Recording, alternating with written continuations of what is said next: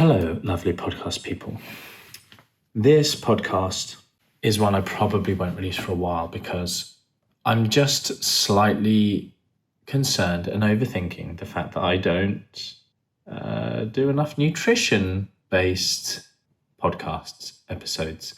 What's funny is on Spotify, I am in like the top 10, I think, careers podcasts, which is so bizarre. I don't really know how it's been sort of hashtagged or labeled as careers. But anyway, I'd much rather it was like, I think there's stuff in there about like how to live a happy life or something. I'd much rather be in that section. I mean, I want to be in the nutrition section if I'm frank, but if I was going to be anywhere other than that.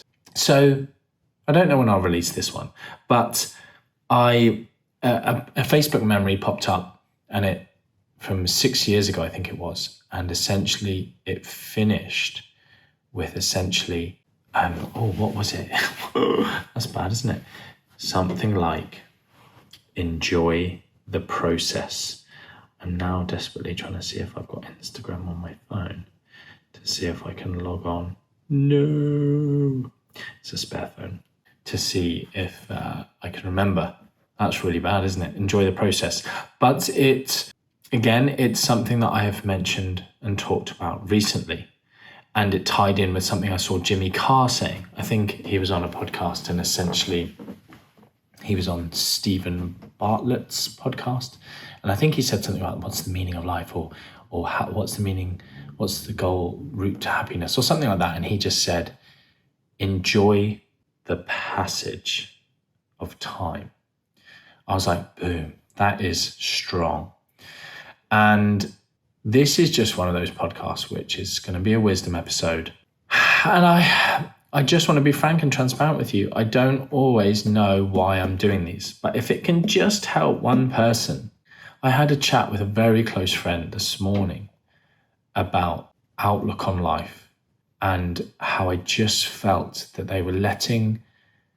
It's such when I say stuff, I'm like, oh my goodness, I'm so cliche. I'm just a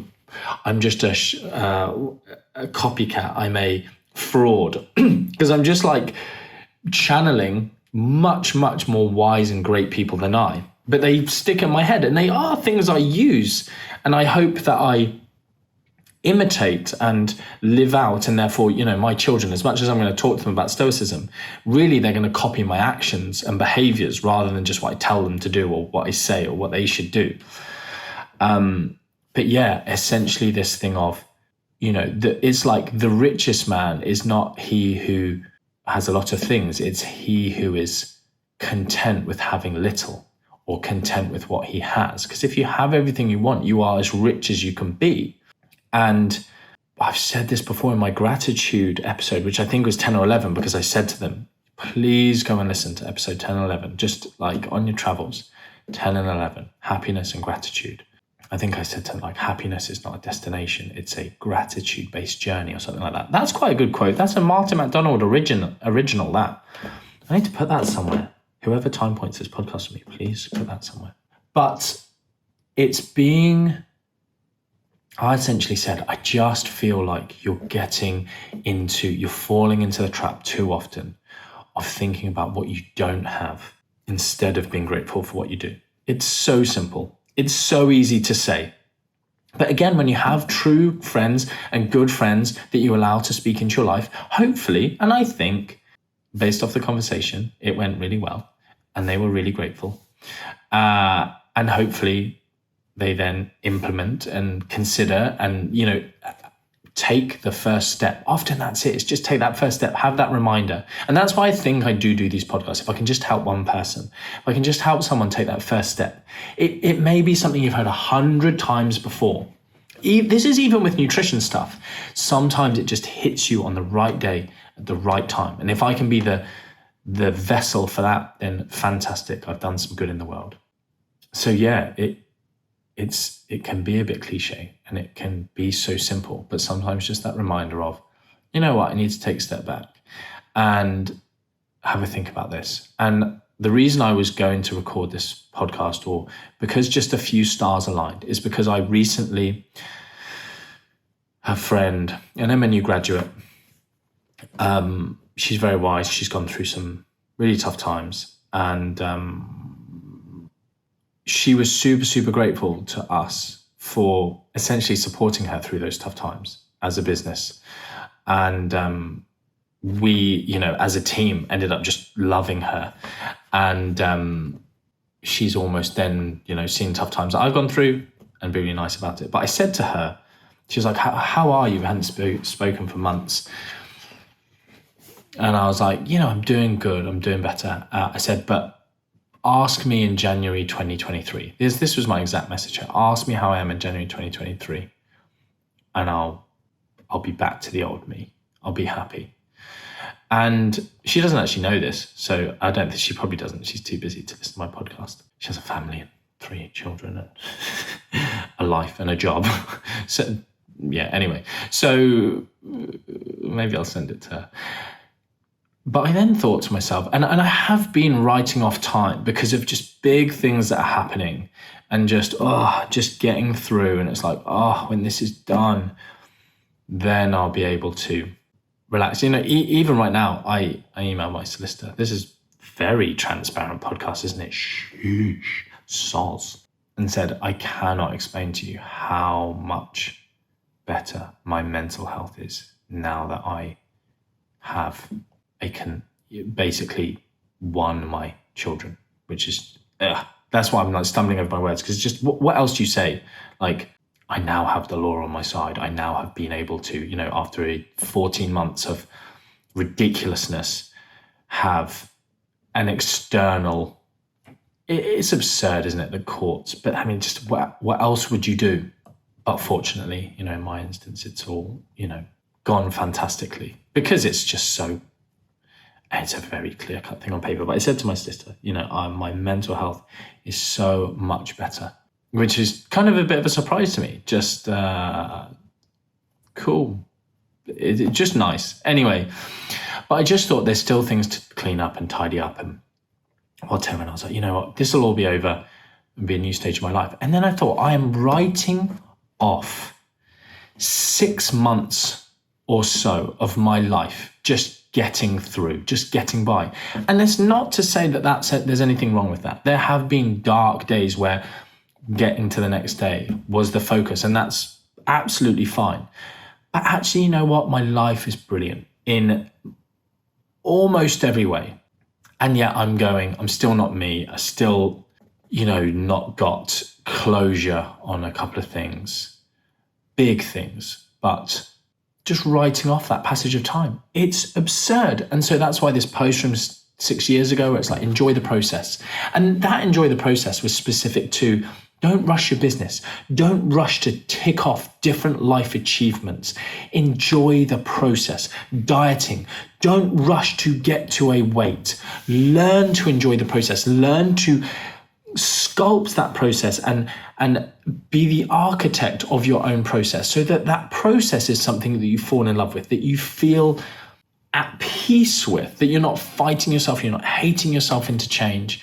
And it's like the saying that I've said multiple times recently of, the man who enjoys walking will walk further than the man who enjoys the destination. And that's important for fat loss, because there are life circumstances. I've talked about, intentional weight gain, positive framing of weight regain, especially lean body mass weight regain at the end of a diet and those kind of things. But there are also life circumstances where you will oscillate around a different body weight point. And having tools, and the really important, not having the negative impacts on your mindset and your psychology as a result of those fluctuations, is super important. So not hating yourself and hating life in the process because, I'll be happy when I reach the goal. That's a big thing. When my body looks like this, I'll be happy. That's not necessarily the case.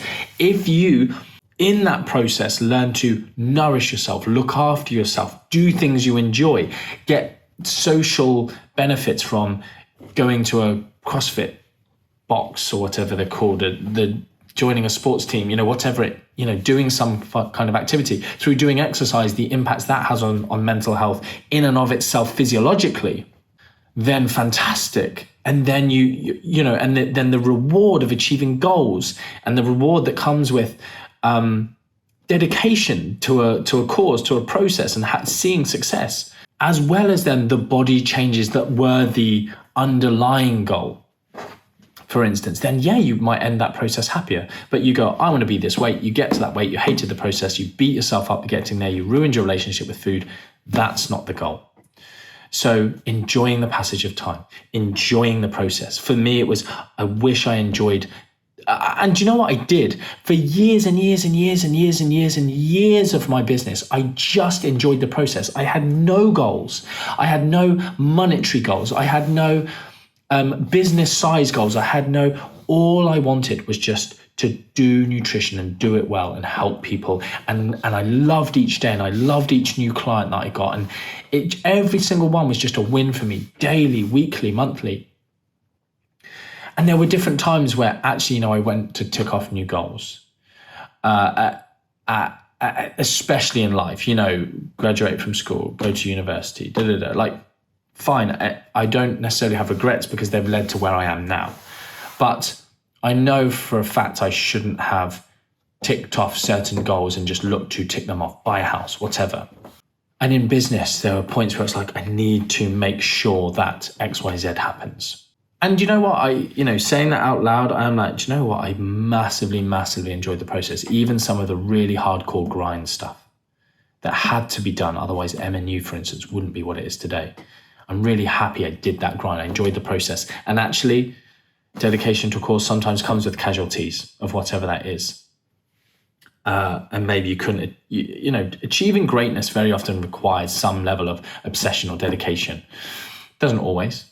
I say it doesn't always. I haven't actually thought deeply into that. But I know for sure you can have a very, very successful, lucrative business without making huge sacrifices. It might take a little bit longer. It needs a specific business model, but that was not the way I went. Anyway, so enjoying the passage of time, enjoy the process, even try and thrive and flourish in the hard times, seeing adversity as a chance to learn and grow, and focusing on what you do have and what you have to be positive about. This is what I was telling myself when I sort of heard myself ask me, and I've written off 6 months of my life. Not good. I feel like you hit a certain age and you go, I am not wishing another day or week or month or year away, and wishing away 6 months, or just even accepting, okay, I just need to get through this. No, I'm not going to get through this next 6 months. I'm going to flourish. I'm going to do good. I'm going to enjoy all the great things that I do for others and myself in that time. So yeah, I feel like this podcast was better than I expected it to be now, actually, as I got going. So who knows when I'll release it. If you do enjoy it, I love hearing that. I do need encouragement to do these, I think. So don't be shy to do so if you want to. At the same time, I had absolutely no expectations of people to review the podcast, to thank me for anything I do. There's another life lesson that I definitely said somewhere before of like, have as little expectations of others as possible if you want to be happy. Because I know this is a free podcast, and the way that we are, it's like, why should you have to thank me? It's there, it's open, you didn't ask for it, I just did it. So yeah, but I do hope it was helpful. And I thank you so much to those of you who do reach out, who comment on stuff. It's really cool. Anyway, I will go and continue enjoying the rest of 2022, and I hope you will have taken something from this podcast that will help you do that too. Much love.